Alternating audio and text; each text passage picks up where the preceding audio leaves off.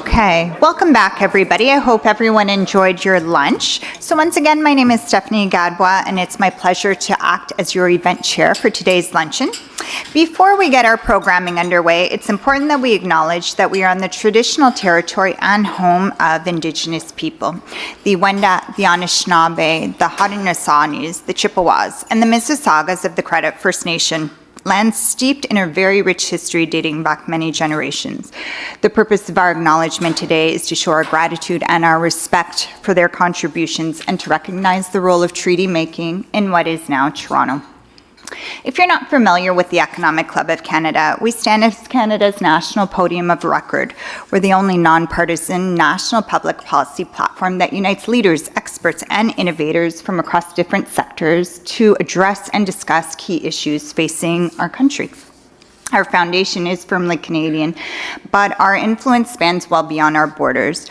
Our commitment to fostering collaboration and promoting thoughtful debate encourages the action that we take forth and do. Before we get our panel underway, I'd like to take a moment and thank our event partners for making today's luncheon possible. So a big thank you to our friends at ICANN and CIRA for helping us host this really insightful conversation that we're about to have. As Canada enters a transformative stage in the digital economy, today we gather to explore new opportunities presented by the next wave of gTLD expansion and what it means to Canadian businesses. So please help me welcome your distinguished panel of experts for today's conversation. We have Joe Catapano from ICANN, Jose Tanya from CIRA, Peter Lamantia from Authentic Web, and Spencer Callahan from CIRA will lead this conversation. Let's give them a warm round of applause.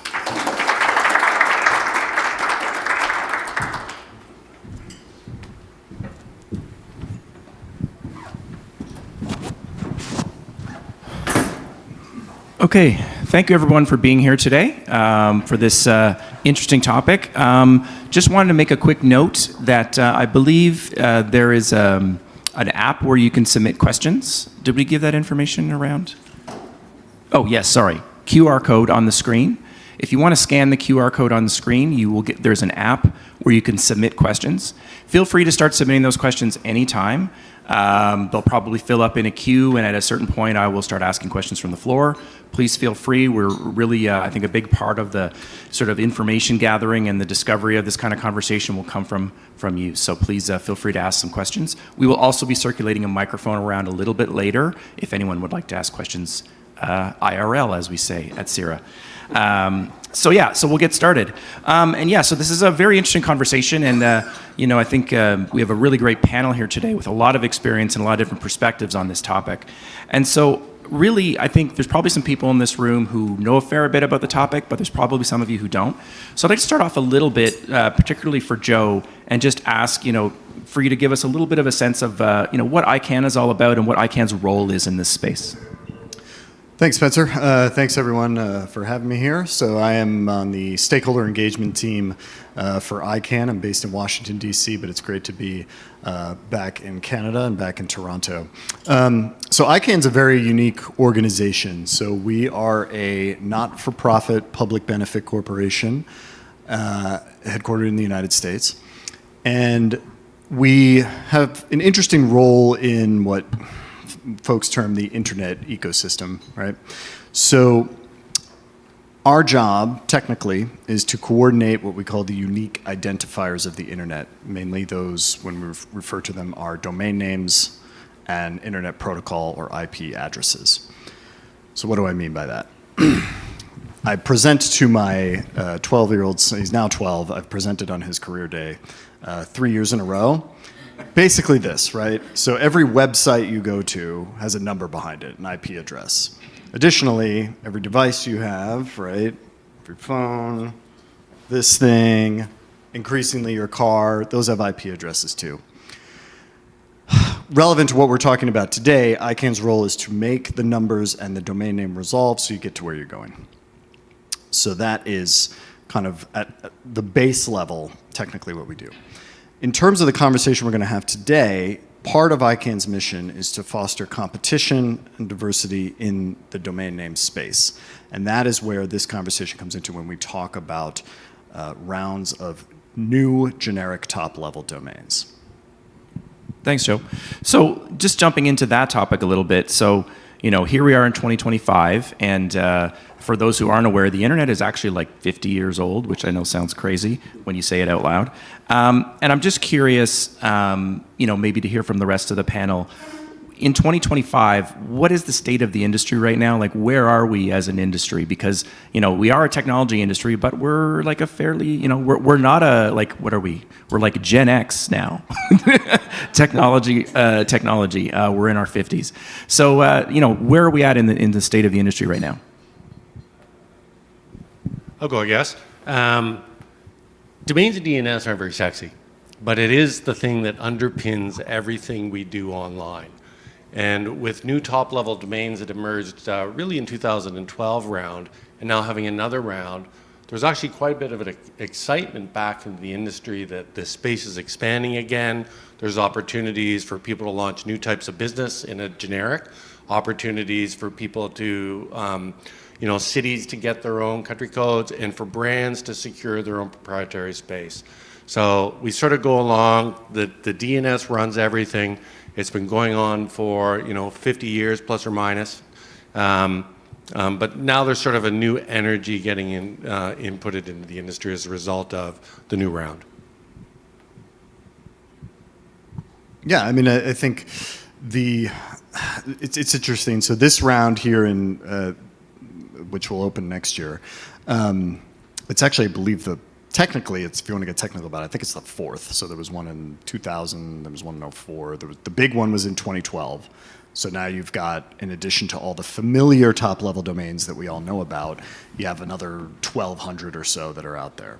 So then now, in the first quarter of 2026, there will be an opportunity for entities to apply for new ones. So in the domain name space, there's literally more names. Right, there's just more out there, and then when you think of kind of the internet ecosystem, which sometimes people ask me about, right? There's more stuff, right? There's apps, there's AI, there's all this stuff, but it's still sitting on top of the same technology, the same system, and that's kind of an interesting nuance that I think a lot of people just don't think about, right? Because it is kind of this, you mentioned unsexy or forgotten sliver of the internet. Yeah, I think pretty similar, continue what you mentioned, right? The internet is in constant evolution. There is always innovation. But I think it's very important to remember that domains or DNS is at the root of all these new innovations, right? It's like I remember years ago when we received in the mobile apps a message that domains will be not important anymore, but at the end of the day, the apps were run with DNS. And these days with AI is similar, right? We all use ChatGPT every day, most likely, but at the end of the day, ChatGPT is trained on data that they got from domains, from the domains, right? So they are still relevant. Yeah, there's been a lot of technology that have tried to supplant the internet, but really at the end of the day, they're all being built off of the internet. I mean, I think that's the interesting thing about the domain name space and the sort of the DNS space that is really relevant is just the fact that all of these technologies are being enabled by the internet in and of itself. So, the health of that ecosystem is really important for the health of all other technology ecosystems. So I just want to switch a little bit to the Canadian context here. And Jose, this question is I guess, mainly directed to you, but I'd love to hear anyone else's perspective. So for those of you who are unaware, CIRA is the national nonprofit that runs the .ca domain registry on behalf of Canadians. And so here we are talking about round two, where there might be new entrants in the ecosystem. Maybe some cities will start applying for gTLDs, things like that. So I'm just curious, what is the CIRA perspective on this opportunity as it relates to our role, I said our because I work there too, running .ca? We see this as an opportunity, that's for sure. We currently are the back end for multiple CCTLDs, gTLDs around the world. And we see this as the natural next step to us. We are not stretching ourselves in here. This is just a continuation of our work. One of the key roles or main roles that CIRA has, other than managing .ca, is making sure that the internet here in Canada and around the world grows healthy. At the end of the day, a healthy internet overall is a healthy.ca. So this is in our interest. And at the end of the day, round two is happening independently of our position. So we better see this as an opportunity. We want to be proactive. We want to be key partners that have a positive impact on the internet. We bring 25 years of experience working with ICANN, working with registrars and other players. This experience comes from managing .ca, a gTLD, from managing a top-notch registry platform, as well as DNS and cybersecurity. So we believe we can help. And if you are an entrepreneur, a businessman in here today, you definitely have to partner with us. So let's talk a little bit about that business opportunity that I think we talked about in our, it's how we branded the session, and it's sort of how we're approaching this. So in terms of the business case, so I mean, I'm sure there's entrepreneurs, there's people representing businesses in the room here today. What are the benefits of, the entire point of this is you're going to be applying for a new TLD, similar to like a .com or a .ca, but a .something else, right? So why would you do that? Like, what is the reason why a business or an entrepreneur would get into this industry?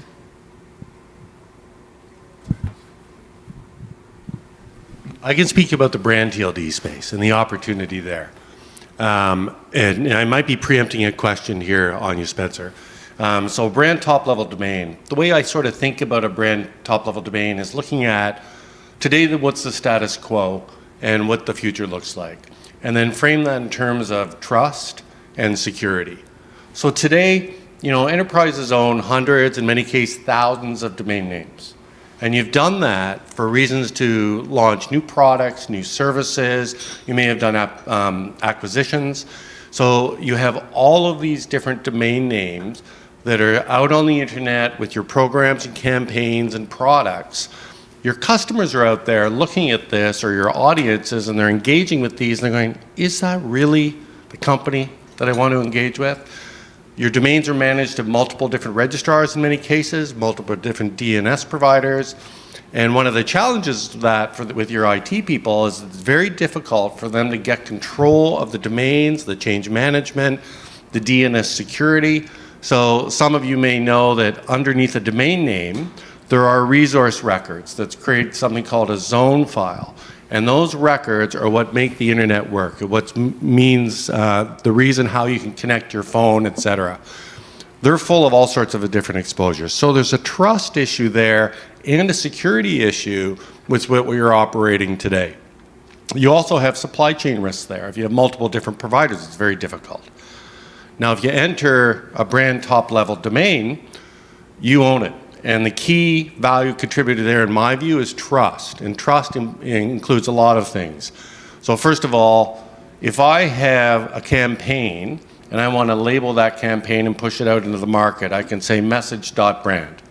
If I have a promotion or a product, one word .brand. And I will know that I'm engaging with that brand. And that's really valuable. I like if you look back in history, Insurance.com sold for $35 million, one domain name. And that company, and the research that I've done, they showed that they made their money back on that acquisition in about 5 years. Hotels.com, another single word .com domain name. It sold for $11 million. The year before that organization bought Hotels.com, they did about $500 million in revenue. Once they launched it, the next year they did almost $1 trillion. $950 million in revenue. So domains and messaging are really important. And if you're a brand and you can secure that brand and be able to message on that label that can be trusted in all sorts of different use cases. Product.brand, campaign.brand, Channel.brand, think of an insurance company, insurance agent Manulife insurance agent Sun Life. These are really valuable use cases.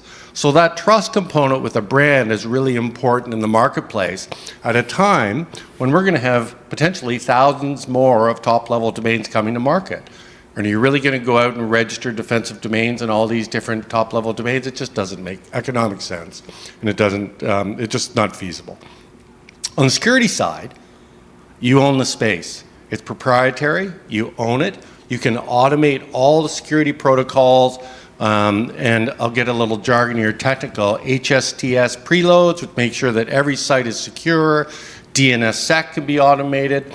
The ability to add security configurations for SPF and DMARC to prevent phishing. You own everything on there, and you have access to all of that data. So it's proprietary, you control it, you can automate the security provisions on it, and it creates one centralized place and one vendor, so you remove all that supply chain. You can extend that then into networks and create trust networks in your own space that you own and control. So for large organizations, medium-sized organizations, it's an opportunity to really change how you go to market, to differentiate yourself, improve your security posture, so there's a really strong ROI there.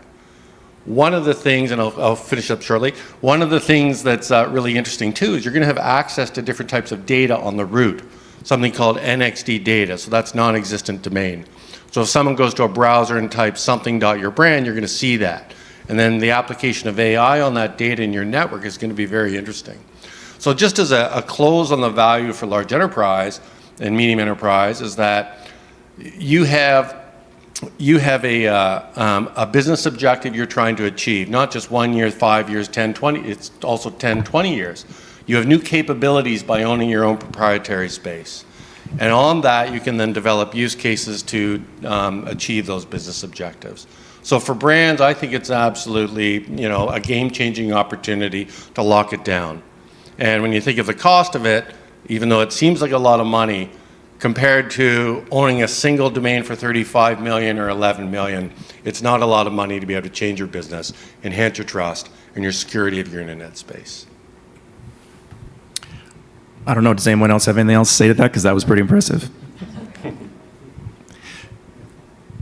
No, the only thing, and for us, the perspectives that owning your own brand domain name is another way to express and look for the future, for the innovation that we are not able to see, maybe to see today, right? But we will be able to elaborate. I think it's every Canadian organizations who have a .ca just to show how Canadian they are, but also owning these their own brand domain names is going to allow them to jump into the future of the innovation that may not be able to see today, but it will be there. And also, to protect the brand in all possible ways. The MLS come to my mind, no? This case as well is the Canadian Real Estate Association, right? How they protected the market listing service from the Major League Soccer in the US. So it's another way to protecting the brand today for things that may happen in the future. Right. And I guess, so, we're here in Toronto where there's obviously a lot of, major financial institutions, banks, insurance companies, you mentioned that. And maybe, I'm just really curious, you've got all these big banks, all these big insurance companies, things like that. What would the value proposition be there? Because it seems like, when you think about, I don't know about you, but I get a text at least once a week saying, you have a deposit at RBC, and I'm like, I don't even bank at RBC. And so I'm just curious about how the reduction in terms of fraud and in terms of phishing and all that type of stuff that you mentioned, how that could potentially be seen as a cost savings for some of these large organizations. Yeah, no question. Because you own it, you control it, people will know that it's you. So you can't spoof that on the address bar. Communication is obviously really critical. We all get this stuff, into our inboxes. We really don't know who's sending it. SPF and DMARC. So sending policy framework and DMARC, which is a reporting tool to say who's sending mail from your domains. We're a corporate registrar that really focuses on DNS security. We do all sorts of DNS security assessments. And what we often see is that large organizations have, maybe 10% of their domains covered with SPF and DMARC so that they cannot be used for phishing against you. But the rest of the 90% of them, nobody's managing that. And they do not have SPF or DMARC records, and as a result, anybody who has technical wherewithal can send phishing emails all day. So again, it comes down to that notion of trust. And think about it when you go forward. So if you have, let's say you're an enterprise that owns 1,000 domains today and you've protected yourself across a bunch of TLDs. Okay, there's going to be another 1,000 different TLDs coming up. So you say, well, we're going to need to protect ourselves in some of those, particularly where they may match our line of business. That's just going to go on forever, and you're going to end up with a portfolio that's hugely costly. So it's not just the domain registration and renewal costs, it's also the need to be able to manage that and have systems in place to control what's going on in the DNS. Then you have fraud. So, you've got people that are squatting on your name. If over time you can make the market aware that don't trust anything unless it's .manulife, because I use the example, some of these campaigns that the bad guys are trying to use to fool your audiences and customers, they won't work anymore. You need to go out and to file what's called a UDRP, which is a legal complaint to get control of that domain where someone may be infringing on your brand. That's going to be less important in the future. And we're talking about 10, 20, 30 years as you've built up this space that you own and control. So there is, for many brands that have a lot of domains and manage the challenges of intellectual property protection, there's a total cost of ownership savings over time, even though you have this initial CapEx to be able to get the TLD and on-ramp it. I'll point one other thing out, and you mentioned innovation. So if you own it, you can do anything with it, anything. So you can launch any kind of a program. The cost to get one more domain once you've paid the CapEx is nominal. Maybe a couple of bucks a year to your back-end registry provider, depending on what CIRA is charging, but something extremely reasonable. If you wanted to protect IoT networks, you could register 1827555.brand, and that can be an endpoint, and you can secure that endpoint. All of this can be automated, which reduces the human cost of labor to be able to manage your secure infrastructure. So there's a real ROI and a cost-saving benefit over the long term. Great. Thanks, Peter. I'm just going to switch. We got a question on the app here. I'm just going to jump into this one. Which Canadian or U.S. companies do you see as the most promising leaders driving the next phase of internet innovation and digital growth? And just a reminder, if you want to ask questions, the QR code there will bring you to the app that I can see on my screen here. Digital growth, in today's day and age and what we're all dealing with has to be an AI company, right? Frankly, and what people are seeing, whether it's, Anthropic or OpenAI or any of these guys, this is incredible technology with incredible use cases that we're all sort of looking at it today and going, oh my goodness, this is a threat, this is scary, but this is also very exciting.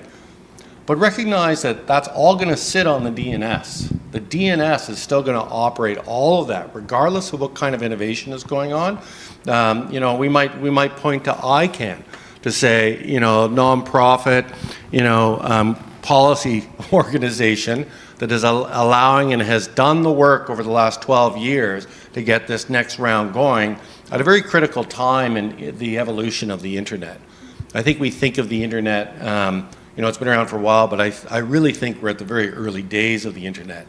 So think about where it's going to be, not just 2 or 3 years, but in 10 years, 20 years. If you're a brand, my view is you need to own your own space, and whatever you're going to build and innovate on, it's got to be on your own space. Anybody else? We good? Okay. So, Peter, you mentioned AI, and I actually want to jump in on that a little bit. So, I think as someone who, brand is kind of my thing. I think what I find interesting about the opportunity of brand TLDs is how it might be implicated in AI, right? Like you see a lot of situations now where people are trying to, whether they call it Gen SEO or AI SEO. There's all these different terms, but it feels to me like brand TLDs are an interesting opportunity as sort of websites sort of start to be intermediated by AI as the ones serving up as opposed to the browser, although the AI still exists in a browser, but that's a whole other situation. I'm curious if you see an opportunity there for brands as it relates to how those results are surfaced in AI. So yeah, I think so. So years ago, in 2012, everybody was wondering, well, what will this do to your SEO? And everybody was concerned about that. Will owning my own brand top-level domain improve my search engine results? And I sort of thought about that, and I thought, well, okay, before social, is there any impact of having at that time a Twitter account or a Facebook account? It takes a little bit of time for these things to be recognized, but I think that if you own that brand top-level domain and you have authoritative content of that, I think the algorithms are going to benefit you. What I find very interesting in the AI side in brand TLDs is the data. AI is all about the data. So if you own your brand top-level domain and you invest in that top-level domain space and you create these networks and you expand it through all sorts of different means at a very economical cost, all that data is accessible to you, and you've never had access to it before. So something that we're exploring is saying, okay, well, what could you do with AI to understand what's going on in your own proprietary network? I don't know yet, is the answer.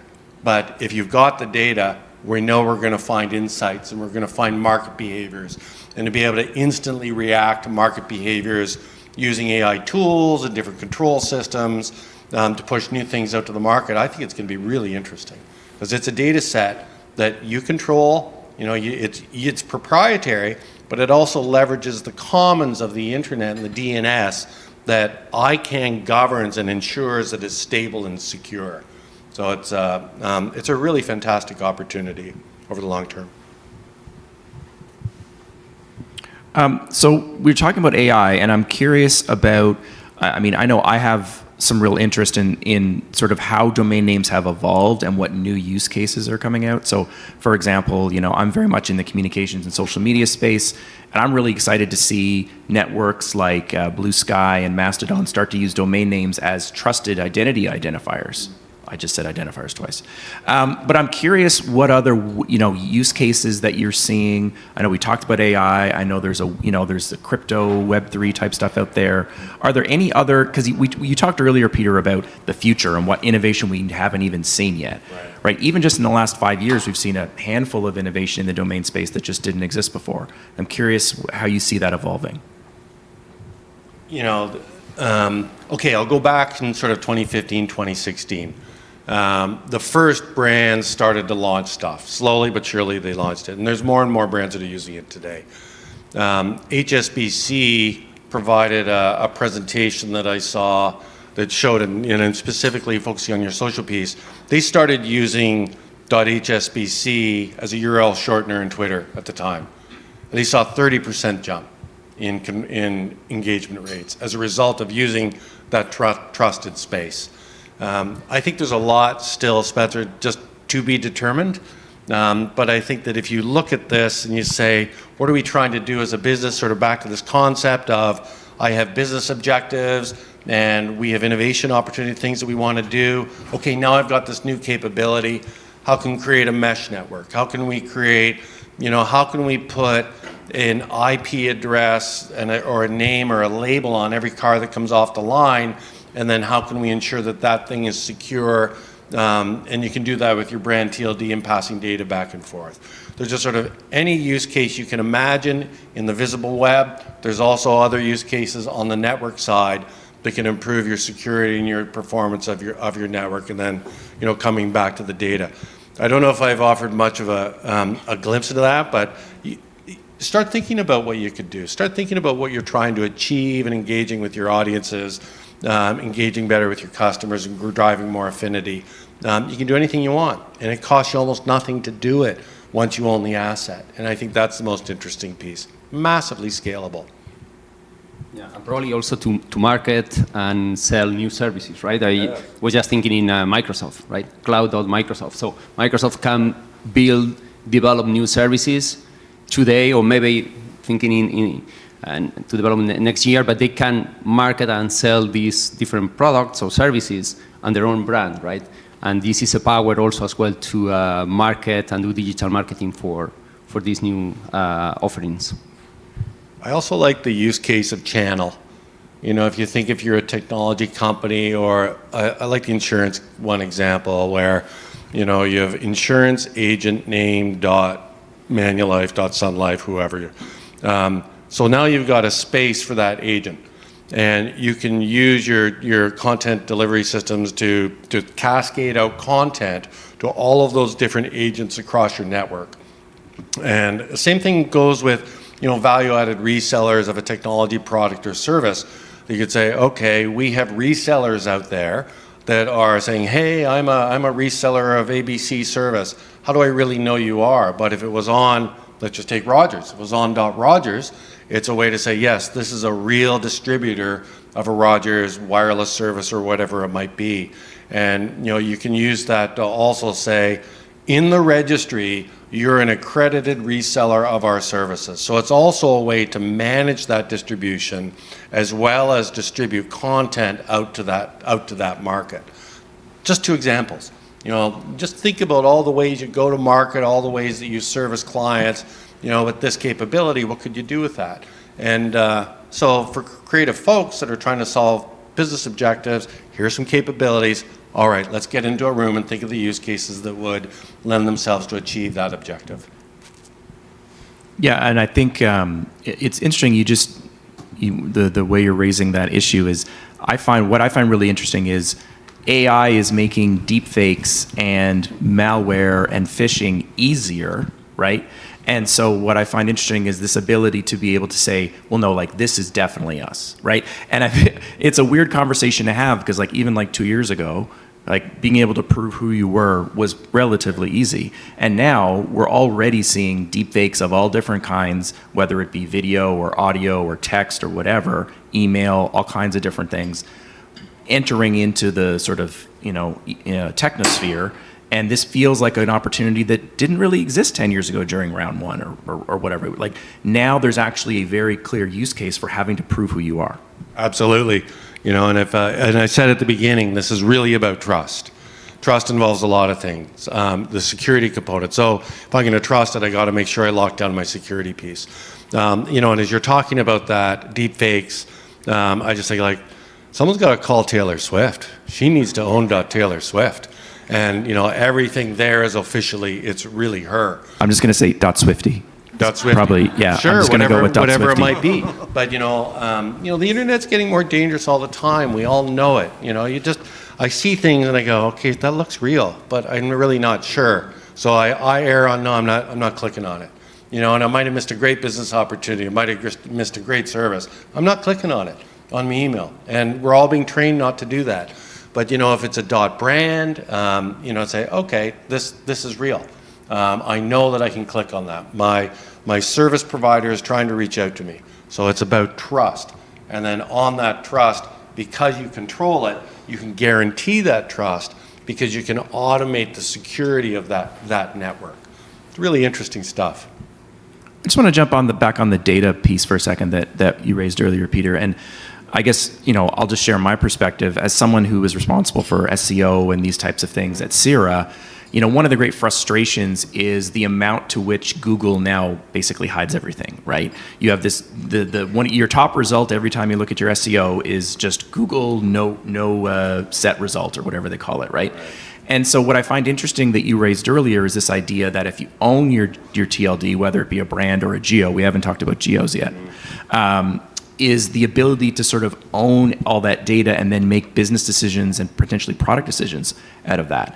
And I'm just curious, and Jose, I know you deal a lot with sort of at CIRA. I don't get to see this information, but Jose, I'm sure you get to see a lot of this information. Is how we make decisions because we own the route, right? Because we own the route, you're able to make decisions about how to advance your business. And I'm curious if the two of you could talk about how that might be of value to a brand as well, or a geo, really. Yeah, well, I think something that CIRA brings in here is this backend platform, right? The technology that new registries can get access to, right? And we put in this original sentiment of community, no? And bringing this technology available to TLDs around the world. And yeah, once you have this, your own brand, you have access to the zone, you have access to your data.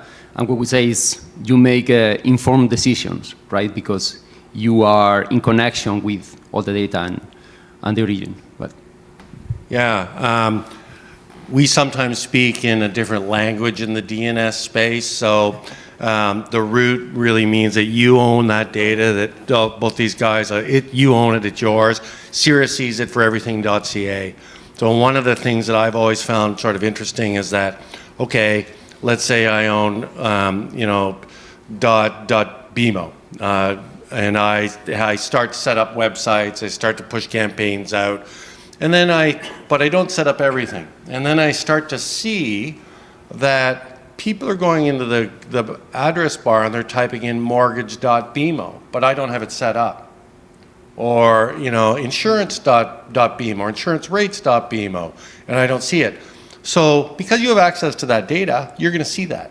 So let's say that you get to a point where you say, okay, so if I see real search terms from real human beings that are searching mortgage.bmo 10 times an hour, or whatever number you want to stick on it, the system can automate the creation of that name, point that to wherever you want inside your BMO site for mortgages, and automatically create that presence.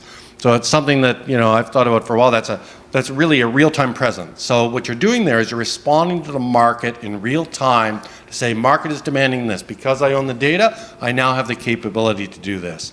So there's maybe one example. I also think it's interesting just seeing, the data that you're going to have access to.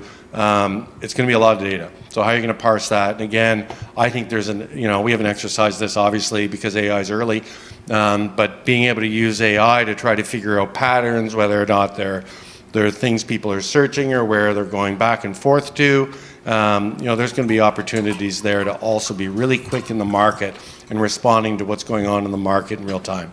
I think it's really neat. Great. So I've mentioned geo a couple times, and we haven't really gotten into that.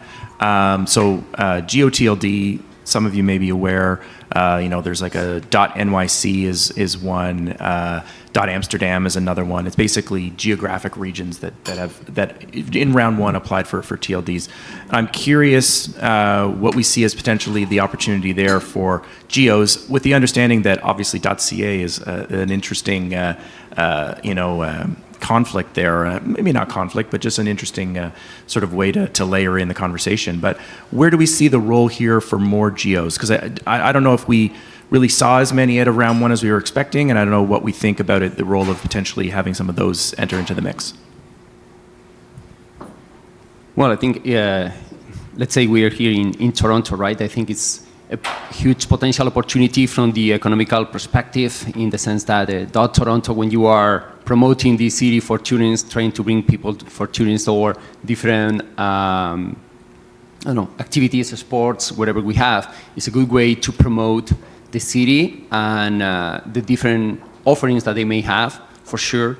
And if we can even expand to more regions, let's say Niagara, for example, Niagara, if there are brands, wineries, for example, that they want to promote this, and they want to make sure that this denomination of origin, if you want, for ice wine, right, and they belong to Niagara, and they can prevent other regions trying to offer a wine, like if this is from the denomination of origin of Niagara, but it's not really, right? It's coming from a different place. So this good, again, innovations, a way of getting economic value for a geo, whether it's a city, it's a region per se, or just even a province.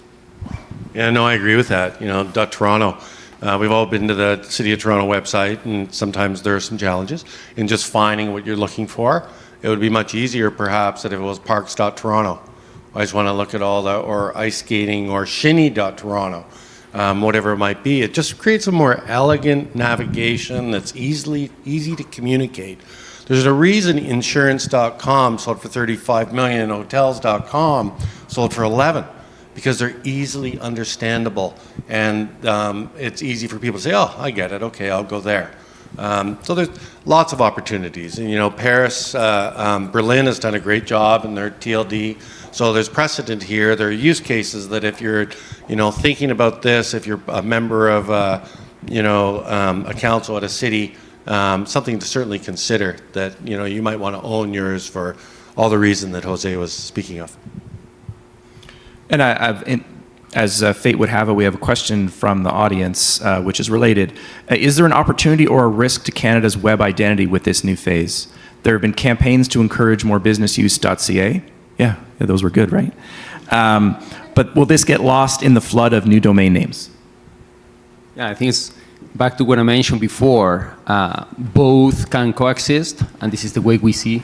If you have a brand and you want to protect this brand and you are proud of being a Canadian business and you want to offer your business to Canadian, it 100% makes sense to have your .ca domain name with your brand. But again, .brands bring new opportunities as well for future offerings or innovate in your products. So I believe both of them are compatible and actually should coexist. And just for protecting your brand and potential innovations in the future, having both of them makes total sense to me. Yeah, I agree. Solos, you know, small office, home offices, you're not going to get your own TLD. You know, there's no way. You know, sort of whether you've got a flower shop or an HVAC company or, you know, whatever it might be, you know, making people know that you're operating here in Canada is actually very important. So you need your .ca, for sure. Yeah. Definitely rising tide raises all boats kind of situation, right? Okay, so I think we're ready to wrap up. And just before we finish, I'd like to thank everyone for being here today. Maybe just quickly across the board here, you know, any words of advice or next steps for anyone who would be considering this for their business or for their city or their organization or anything like that, getting involved in round 2 of the gTLD program? So I'll jump in here. So you have, if you are, you know, Peter and Jose did a wonderful job here delineating the value add here. If you have a business card on the table here, one side says next round. There's a QR code there. If you scan that QR code, it's going to take you to the next round website that is run by ICANN. And you're going to find the information relevant to learning more about applying. And I will say, I'd be remiss if I didn't say that the ICANN community reached a big milestone last week at our public meeting in Dublin. They finalized the applicant guidebook, and that has been published as of somewhere around 10 o'clock Eastern, somewhere around there. It's now live. The applicant guidebook those are the rules of the road, if you will, if you're interested in applying. It goes soup to nuts, everything that you're going to need to know there. There's also a lot of information from previous rounds. So if you're kind of interested, you're leaving this event like, well, I don't know, what's out there already? You can see what's out there already. It's there. You can have a look at what is, you know, operating from the 2012 round, get some ideas, things of that nature. And then the one last thing I'll say, if you do have questions, you can, the email address is globalsupport@icann.org. It's also on the website. And all your questions will be fielded there from the ICANN staff that's working on the program. Well, for me, the closing thing is obviously Peter can offer a lot of help and information in these details. From the technology perspective, I think that if you are looking for a Canadian back then, for sure think about CIRA. And even for your global businesses trying to expand and rely in a top-notch, state-of-the-art registry platform, for sure think CIRA. CIRA is a good choice for any Canadian. We formed a relationship with CIRA for that purpose.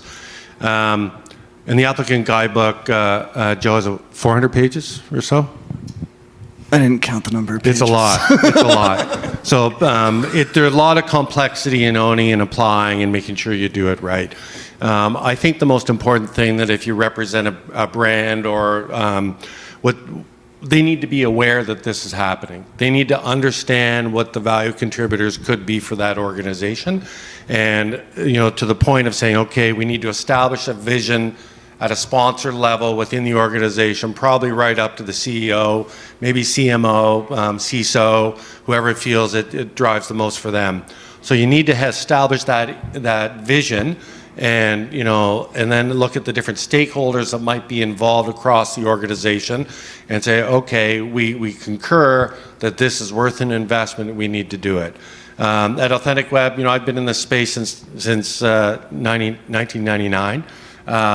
And we help brands understand this. I'd also point out one other thing is that the brand registry group, there's an association of brands that formed some years ago after the first round. So you go to brandregistrygroup.org and if you're a brand, feel free to join. I'm on the board there. And this is a group of people that meet with a bunch of brands who get together monthly, talk about some of the issues, and then advocate and also communicate to ICANN about what those policies are. So the brand registry group is one source.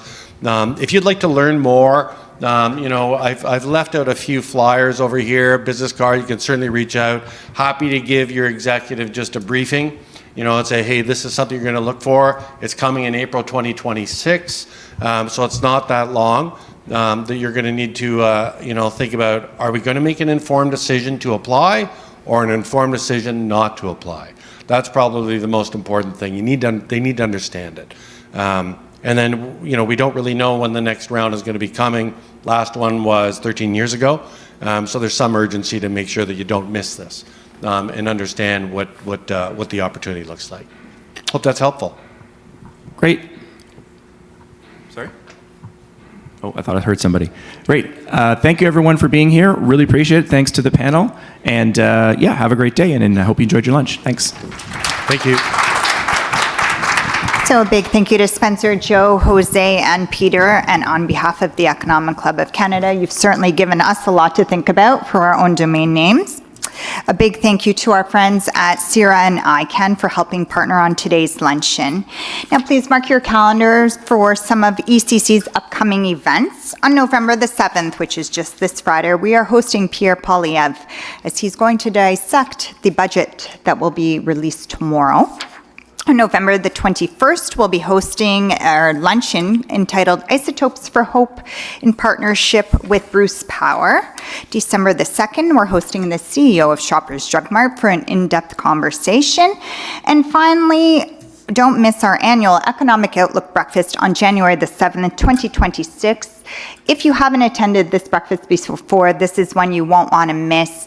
Every January, we host the chief economists from the big six banks as they really dissect what's going to be coming down for the year of 2026. Vashi Kapelos moderates this panel. It sells out every year. We're expecting just about 1,500 people. So if this is of interest to you, please take a peek at our website. You can find all the registration details there. Enjoy your afternoon. Thank you for joining us.